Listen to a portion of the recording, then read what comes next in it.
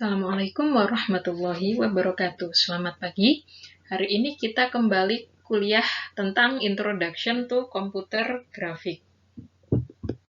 Agenda kita hari ini ada 3. Yang pertama adalah tentang perkenalan grafik API. Terus yang kedua adalah tentang objek primitif pada OpenGL.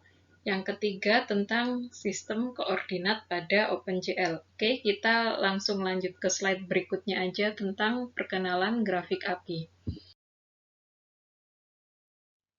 Apa sih grafik API itu? Sebelum kita ke grafik API, kita ke API dulu deh.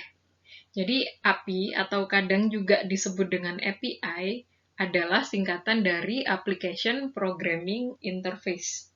Nah, API ini biasanya digunakan untuk menjembatani antara programmer dengan suatu hal. Grafik API itu menjembatani programmer dengan hardware grafis pada komputer. Terus, hardware grafis itu apa dong? Jadi, hardware grafis adalah hardware yang ada pada komputer yang fungsinya itu menangani hal-hal yang berkaitan dengan grafis, seperti rendering, menggambar 3D, dan yang lain sebagainya. Kenapa hardware grafis dengan programmer perlu dijembatani? Karena sebagian besar hardware grafis itu fiturnya baru bisa diakses dengan menggunakan bahasa mesin. Sementara game programmer kayak kita itu kan biasanya ngodingnya itu pakai bahasa C++, Java, Python, dan bahasa tingkat tinggi lainnya gitu. Jadi kalau misalnya nggak ada grafik API ini, kita harus belajar tentang bahasa mesin untuk bisa mengakses fungsi-fungsi yang ada pada hardware grafis. Nah, dengan adanya grafik API ini, kita udah nggak perlu belajar bahasa mesin lagi, sehingga kita bisa mengakses fitur-fitur yang ada pada hardware grafis dengan lebih mudah, gitu ceritanya. Apakah grafik API itu cuman OpenGL? Jelas enggak, gitu. Jadi kalau misalnya kalian buka kronos.org, kalian bakal menemukan banyak nama-nama API yang juga berhubungan dengan grafik hardware. Nah, di luar kronos.org, Microsoft juga mengembangkan DirectX. Cuman di Wikipedia, Microsoft tidak mengkhususkan DirectX untuk grafik. Jadi judulnya DirectX itu adalah API untuk fungsi-fungsi multimedia, di mana salah satunya itu adalah grafik. Nah, di mata kuliah ini, kita itu lebih banyak belajar tentang OpenGL. Kenapa? Karena kita nggak mungkin dalam satu semester belajar banyak grafik API. Dengan belajar OpenGL, harapan saya kalian itu bisa tahu gitu loh, apa saja fungsi dari grafik API yang bisa kalian akses. Nah, kalau kalian tahu hal-hal tersebut, harapannya di masa yang akan datang, kalian bisa belajar grafik API yang lain dengan mandiri. Jadi di luar OpenGL itu ya banyak sih yang dipakai buat bikin game. Saya kemarin itu baca ada game Fortnite, itu kalau nggak salah pakai Vulkan. Nah, kalian bisa nge-explore lagi sih. Ada juga yang pakai OpenGL ES, terus ada juga yang untuk AR dan VR itu juga ada API-nya sendiri. Ini nanti bakal saya jadiin tugas. Jadi tugas hari ini tuh kalian buka website Kronos, terus kalian nge-review satu aja grafik API atau API apapun yang ada di sana dan membandingkan dengan OpenGL. Ya nggak perlu sampai make juga sih, tapi paling tidak kalian itu baca historinya, baca fungsinya, baca review performanya, di sana ada semua. Jadi tugas hari ini tuh googling. Itu. Oke, kita lanjut ke bab yang lain.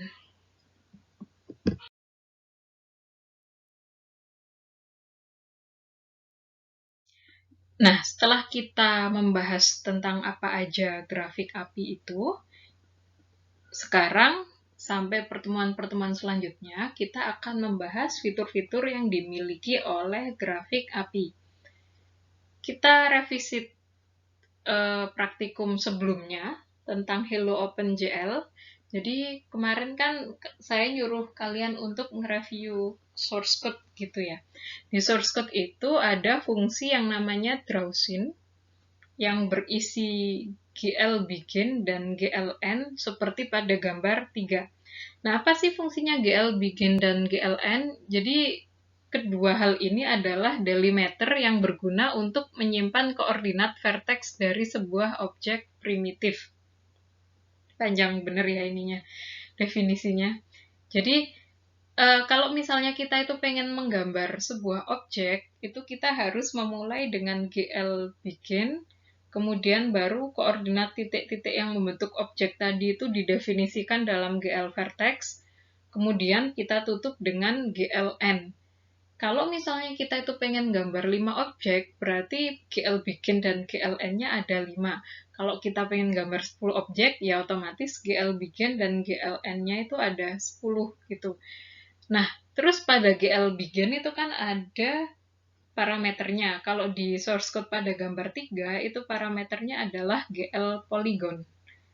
GL polygon ini apa sih? GL polygon itu primitive type yang menunjukkan tipe objeknya itu apa gitu. Nah, apa sih primitive type? Apa sih primitive object? Itu kita bahas pada slide selanjutnya. Sebelum kita ke primitive object, kita lihat definisi gambar dari sudut pandang OpenGL. Jadi gambar pada OpenGL itu terdiri dari sekumpulan titik yang titiknya itu nyambung-nyambung sampai membentuk garis. Kemudian garis itu nyambung juga membentuk bangun datar 2 dimensi. Bangun datar 2 dimensi disambung-sambung lagi membentuk bangun ruang atau 3 dimensi. Koordinat dari titik-titik yang membentuk gambar disimpan dalam vertex. Itu dulu kita pegang definisinya. Jadi yang perlu diingat di sini itu adalah istilah vertex. Vertex itu apa? Vertex itu adalah variabel yang menyimpan koordinat yang membentuk gambar. Itu diingat dulu ya. Setelah tahu hubungan antara gambar dengan vertex, kita ke slide ini. Jadi, kita ke definisi primitive type. Primitive type itu gunanya untuk mengatur bagaimana vertex-vertex yang telah kita bikin itu dapat tersambung satu sama lain sehingga membentuk gambar utuh. Nah, gambar utuh yang dibentuk nantinya itu disebut dengan primitive object. Pada gambar 4, kita melihat berbagai macam jenis primitive type. Kita nanti bakal nyoba satu-satu pas praktikum ya, biar kita tahu GL line itu apa sih, GL point itu apa sih, terus apa bedanya GL polygon dengan GL line strip, dan seterusnya. Jadi nanti pas praktikum, kalian siap-siap buat ngoding ini ya.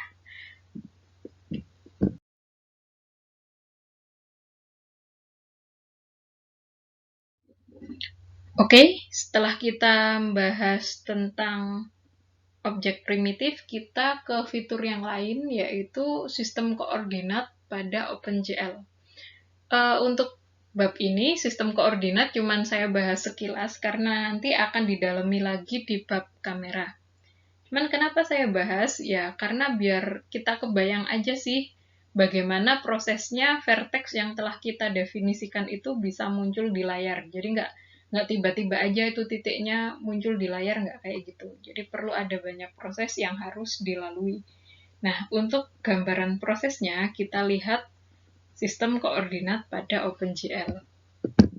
Yang pertama kita bahas di sini adalah sistem koordinat yang diterapkan pada OpenGL.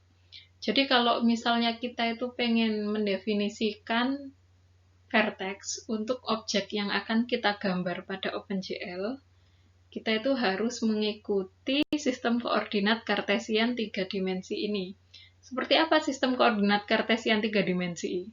Sebenarnya ini cukup umum sih, kalian bisa melihat di gambar 5. Gambar 5 itu menunjukkan sistem koordinat di mana setiap titik itu terdiri dari 3 elemen koordinat. Yang pertama adalah sumbu X, yang kedua adalah sumbu Y, yang ketiga adalah sumbu Z. Itulah kenapa kalau kita itu bikin objek di OpenGL, kita mendefinisikan vertex-nya pakai vertex 3F. Apakah OpenGL cuma punya vertex 3F? Enggak, di OpenGL itu juga ada vertex 2F, Tapi yang paling banyak digunakan adalah vertex 3F karena sebagian besar orang itu pakai OpenGL buat gambar 3D. Terus kalau misalnya kita pakai vertex 2F, elemen Z-nya dikemanain dong gitu kan. Pertanyaannya kadang kayak gitu. Dikemanain ya? Ya kan kalau misalnya kita pakai vertex 2F, sumbu Z-nya itu dianggap 0 alias 0. Ini untuk menunjukkan bahwa gambar yang akan kita buat itu adalah gambar 2 dimensi. Kayak gitu. Nah, setelah kita tahu sistem koordinat pada OpenGL ini, sekarang kita mencari tahu tentang bagaimana objek yang kita gambar itu diproses di OpenGL sampai menghasilkan gambar yang ada di layar. Kita mulai pembahasan dari local space. Local space atau kadang juga disebut dengan object space adalah koordinat vertex yang membentuk objek di mana koordinat tersebut bersifat relatif terhadap titik origin dari objek tersebut. Jadi kalau kita itu pengen menentukan titik koordinat dari suatu titik, itu kan kita harus nyari originnya ya. Apa sih origin itu? Kebanyakan istilah ya dari tadi. Nggak apa-apa, kalian bisa lihat di slide kok definisinya apa. Jadi origin itu titik 0,0,nya koordinat kartesian. Kalau di gambar 6, kita bisa melihat ada kubus yang terdiri dari 8 titik, di mana titik originnya itu ada di titik A. Sementara titik-titik yang lain itu koordinatnya ya ditentukan relatif terhadap titik A. Kita lihat di tabel sebelah kanannya, titik A itu kan ada di koordinat 0,0,0. Kemudian titik B itu ada di samping kanan titik A, di mana sumbu X-nya itu adalah 3, sumbu Y-nya 0, dan sumbu Z-nya 0. Kita lanjut dengan titik C, D, E, F, G, dan H. Semuanya kita bisa melihat bahwa di situ tuh memang originnya objek adalah titik A, terus koordinat titik yang lain itu diambil dari titik A tadi, relatif terhadap titik A. Kenapa kita harus mendefinisikan local space ini? Ya karena kan kalau misalnya kita itu pengen bikin gambar yang banyak, kita itu istilahnya bikin cetakan gambarnya dulu gitu loh. Jadi vertex yang kita simpan dalam local space ini seperti cetakan gitu. Kita simpan objeknya, baru nanti kalau misalnya kita bikin game, kita pasang objek tersebut di environment kita. Nanti pas sudah sampai environment, sistem koordinatnya akan berubah lagi. Kalau di local space tadi kan titik 000-nya itu ada di objek itu sendiri. Nah, kalau sudah di environment, titik 0,0,0-nya itu ada di environment. Kita lihat di bab selanjutnya. Sorry kalau penjelasan saya sebelumnya agak belibet, tapi semoga PowerPoint ini kan bisa diputar-putar ulang, jadi kalian lebih paham penjelasan saya. Gitu. Kita ke world space. World space ini kalau dalam game bisa juga kita sebut sebagai environment. Nah, apa sih world space menurut OpenGL? World space adalah koordinat vertex yang membentuk objek di mana koordinat tersebut bersifat relatif terhadap titik origin world tempat objek berada. Kalau kita lihat gambar 6 itu kan koordinat objek berdasarkan local space, di mana titik origin objek itu ada pada titik A. 0,0,0-nya itu ada pada titik A. Nah, setelah objek itu ditaruh di world space, hasilnya itu ada di gambar 7. Di sini tuh titik originnya ada di pojokan garis yang biru itu. Nah, di sini objek kubus hijau ini, titik A-nya itu kita letakkan pada sumbu X-nya itu 3, sumbu Y-nya itu 0, sumbu Z-nya 3 juga. Kalau titik A itu koordinatnya bergeser ke situ, otomatis titik-titik yang lain juga bergeser.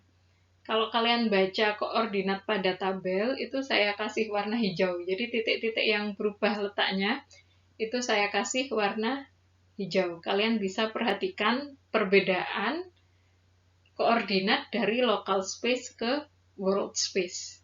Nah, setelah objeknya itu ditaruh di environment, apakah kita sudah bisa menampilkan objek tersebut di layar? Belum, masih ada banyak proses-proses yang lain.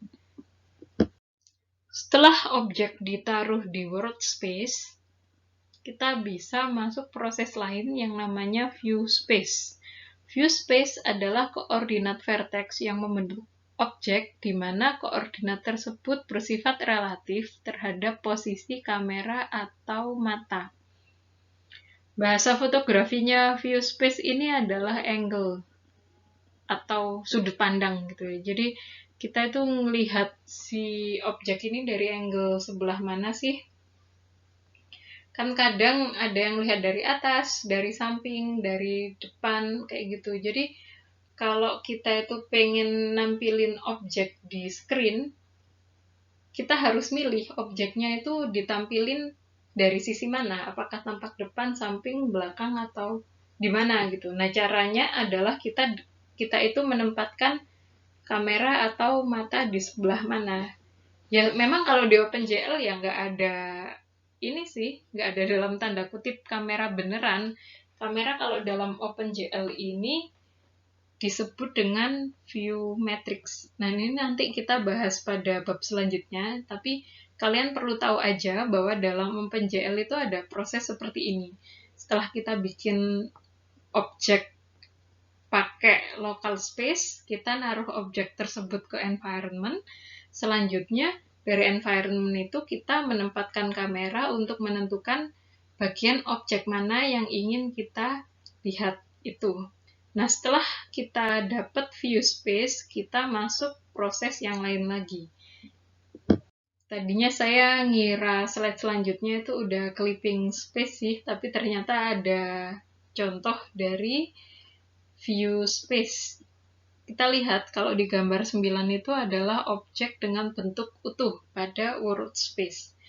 Nah, gambar 10 adalah bentuk objek yang terekam kamera dalam tanda kutip ya, kameranya OpenGL. Saat kamera tersebut kita arahkan tepat di depannya objek. Gitu. Jadi kalau misalnya kita itu melihat kubus dari depan pas dengan jarak pandang yang tepat, si kubus ini nggak kelihatan 3 dimensi, tapi kelihatan 2 dimensi kotak tok gitu. Nah, di world space ini kan ada 2 kubus, kubus hijau sama kubus kuning. Kalau kita lihat dari depan, bentuknya ya seperti pada gambar 10.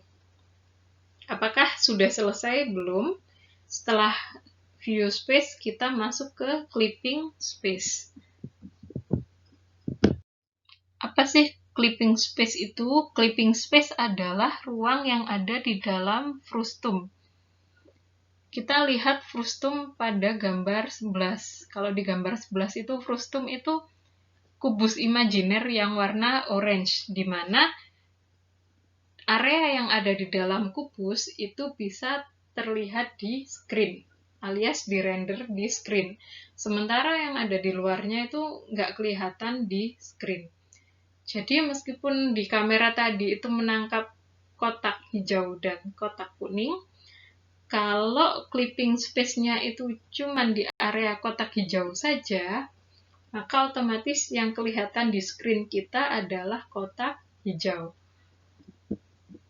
Nah, slide ini mengilustrasikan bagaimana clipping space ini mempengaruhi penampakan objek di screen-nya kita.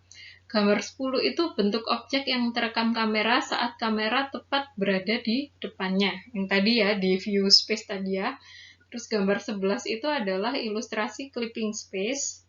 Gambar 12 adalah objek pada gambar 10 yang masuk dalam clipping space. Jadi hasil akhirnya itu cuman kotak hijau.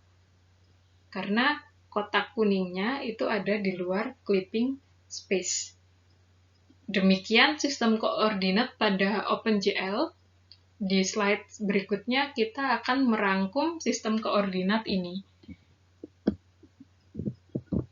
Jadi proses dari objek untuk kelihatan di layar itu ada 5.